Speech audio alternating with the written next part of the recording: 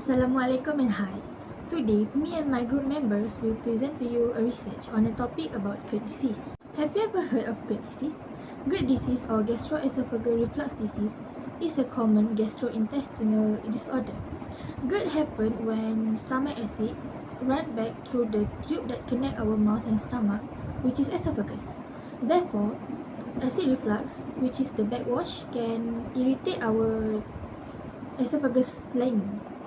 In high-income countries, 20% of adults suffer from GERD, which is characterized by the recurrent and bothersome heartburns and regurgitation or consequences related to the disease.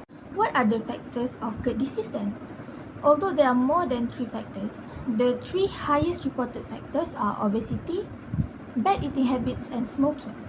Then, you might also wonder what is the effects of GERD. Well, 3 effects of GERD are heartburn, respiratory issues, and tooth erosion. However, amidst all of this, there are ways to minimize the risk of GERD.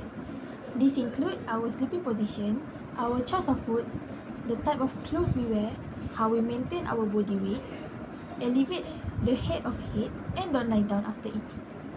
Now, let's dive deeper into the explanation from my team members about the factors, effects, and how to minimize the risk of GERD. Hi, I will talk about main factors that cause rising of GERD. The first one is obesity. Excess weight will put pressure on the stomach, promoting the bad flow of stomach acid into the esophagus. The next one is eating habits. Consuming some certain foods like citrus, spicy foods, and chocolate can trigger or worsen GERD symptoms by increasing stomach acid production. The last is smoking. Smoking weakens the lower esophageal sphincter and reduce the saliva production, which helps to neutralize the acid. That's all from me. Thank you. Now, we move to GERD's effects. One of the primary effects of GERDs is a burning sensation in the chest or throat due to the stomach acid baking up into the esophagus, known as heartburn. Sometimes, along with the burning sensation, there is a sour or bitter taste in mouth caused by the reflux of stomach acid into the esophagus and occasionally into the throat. Heartburns can intensify after meals, especially after consuming acidic, spicy, fatty food, and when lying down after eating. Heartburns can occur occasionally or become a chronic issue. It can last from a few minutes to several hours, that affecting daily activities and overall quality of life. Next, respiratory issues. It's related to GERDs occur when stomach acid irritates the airways or when reflux materials is inhaled into the lungs. Here are some of the respiratory issues due to the GERDs. First, chronic cough. GERD can affect persistent coughing that may worsen when lying down due to the acid irritating the throats and airways. Second is asthma. Acid reflux can trigger or worsen asthma symptoms, leading to wheezing, shortness of breathing, or coughing in asthma patients. Lastly, recurrent pneumonia.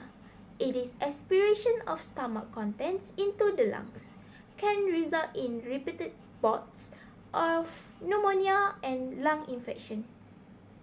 The last effect is tooth erosion. GERD related to tooth erosion when stomach acid brought out during acid reflux repeatedly meets the tooth enamels, gradually wearing it down. This acid attack can cause changes in the tooth surface, making it more smoother, shinier, and more prone to sensitivity to hot, cold, sweet, or acidic substance. As enamels weaken, teeth may appear discolored or translucent, and they become more vulnerable to cavities. Okay, now we move to how to minimize the risk of GERD. Here is a few tips that we can follow to reduce this problem. Okay, first, we need to start on our left side while sleeping, which we can we can go to bed and we can start by laying on the left side to help make it less likely to have reflux. And second, we need to avoid foods and drinks that could trigger a reflux. As example, that could trigger this flux is alcohol, chocolate, caffeine, fatty food, and peppermint. And here I want to explain a little bit about chocolate. In chocolate, we have a cocoa powder that which is acidic, and this is will lead to the intestinal cells that relax the esophagus sphincter to release a surge of serotonin, and this will lead to the burning sensation in the esophagus. And third is we need to avoid a tight cloth. It because the tight clothes around waist will give a pressure to the abdomen and the lower esophagus sphincter. Next, by maintaining a healthy body weight, losing weight by reducing abdominal fat or waist circumference, which in turn eases pressure on the stomach and the gastroesophagus sphincters that can reduce the risk of getting Gerd disease. Elevate the head of your bed. How to elevate the head of your bed? Okay, put cement blocks or woods under your feet at the head of your bed. Leave it to 6 to 9 inches. This can help reducing the acid reflux from occurring. Using more pillows when sleeping is ineffective in reducing heartburn every time you try for sleep. Every night, most of the people had heartburn when they trying to fall asleep. So by doing this, they can reduce the risk and can minimize the risk of getting heartburn every night. The next step is the most important thing, then the easiest thing after we eat.